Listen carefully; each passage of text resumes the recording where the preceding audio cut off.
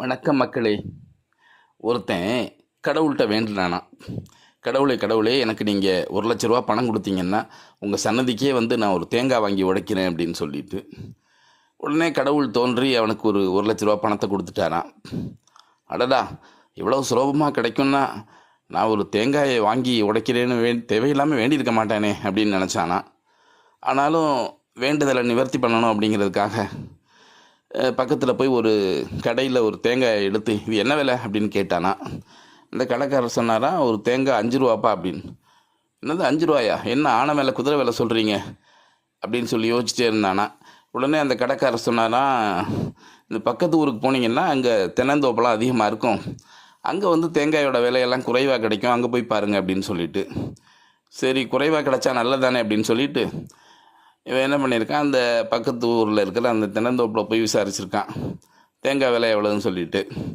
அவங்க 3 ரூபா சொல்லியிருக்கிறாங்க. என்னங்க இது 3 ரூபா தேங்காய்க்கெல்லாம் 3 ரூபா சொல்கிறீங்க அப்படின்னு சொல்லவும், அப்படியா சரி ஓகே, இதோ அந்த எய்த்தாப்பில் இருக்கு பாரு ஒரு தென்னை மரம், அந்த தென்னை மரம் எங்களோட தென்னை மரம் தான், அதில் ஏறி போய் நீனே தேங்காயை பறிச்சுக்க, அப்படி நீ பறிக்கிற ஒரு தேங்காய்க்கு 1 ரூபா எங்களுக்கு பணம் கொடுத்துரு அப்படின்னு சொல்லியிருக்காங்க.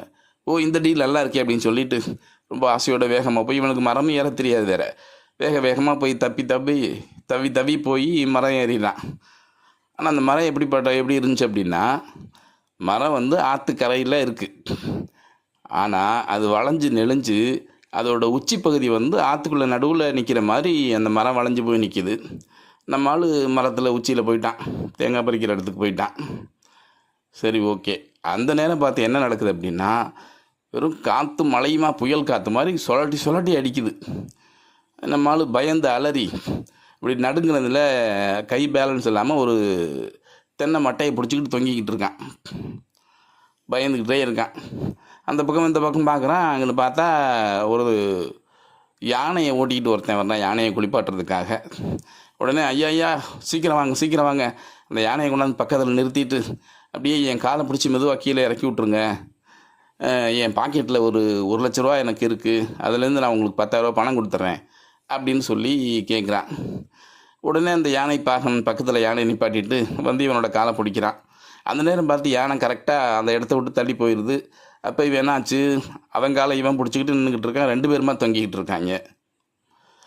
ஐயோ என்னடா இப்படி ஆகிப்போச்சு அப்படின்னு அந்த யானை பாகன் வந்து சொல்கிறான். நல்லா இருப்பிய தலைவரே, கையை விட்டுறாதீங்க, கையை நல்லா பிடிச்சிங்க, என் பாக்கெட்டில் 10,000 பணம் இருக்குது, நான் உங்களுக்கு 10,000 பணம் தர்றேன், உயிர் முக்கியம் நமக்கு அப்படின்னு சொல்கிறான். இப்படி பார்த்துட்டே இருக்கல அந்த பக்கம் ஒருத்தன் ஒட்டகத்தை ஓட்டிக்கிட்டு தண்ணி குடிக்கிறதுக்கு அதுக்கு கூட்டிகிட்டு வந்துக்கிட்டு இருக்கான். உடனே இந்த யானை பாகன்னு சொல்கிறான், ஐயா இங்கே வாங்க பக்கத்தில் கொண்டாந்து இந்த ஒட்டகத்தை பக்கத்தில் நிப்பாட்டிட்டு என் காலை பிடிச்சி நல்லா மெதுவாக அப்படியே இறங்கிடுறேன் அப்படின்னு சொல்கிறான்.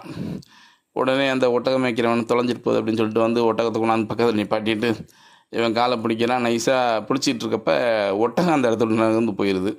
அப்போ 3 பேருமா ஒருத்தங்காலை பிடிச்சி தொங்கிக்கிட்டு இருக்கிறாங்க. ஐயோ என்ன இப்படி ஆகிப்போச்சுன்னு சொல்லிட்டு இந்த ஒட்டகம் வச்சுருக்கவன் சொல்கிறான், அது மேலே இருக்கவரே நல்லா இருப்பிய, தென்னை மட்டையை ஒழுங்காக நல்லபடியாக பிடிச்சிங்க, என் பாக்கெட்டில் 5,000 பணம் இருக்குது, நான் அதை உங்களுக்கு தர்றேன் அப்படின்னு. உடனே நம்ம ஆள் யோசிக்கிறான், கடவுளே ஏற்கனவே வந்து ரூ. 1,00,000 கொடுத்துருக்காரு, இவன் ஒரு 10,000 தரேன்னு சொல்கிறான், இவன் இன்னொருத்தன் ஒரு 5,000 தரேன், இன்றைக்கி நமக்கு நல்ல காசு வேட்டையாக இருக்குது அப்படின்னு சொல்லிட்டு எவ்வளோ நமக்கு சேர்ந்துருக்குன்னு தெரியல அப்படின்னு சொல்லிவிட்டு எண்ணி பார்க்கலாம் அப்படின்னு மனக்கணக்கு போடுறான். மனக்கணக்கில் ஒன்றும் சரியாக புரியலை. உடனே டக்குன்னு கைனால் என்னன்னு சொல்லிட்டு விரலை விட்டான் பாருங்கள், விரலை விட்டு எண்ணிட்டு இருக்கையில் டக்குன்னு தென்னமட்டையிலேருந்து கையை எடுத்துட்டான். 3 பேருமா சேர்ந்து பொத்துன்னு ஆற்றுக்குள்ளே விழுந்துட்டாங்க.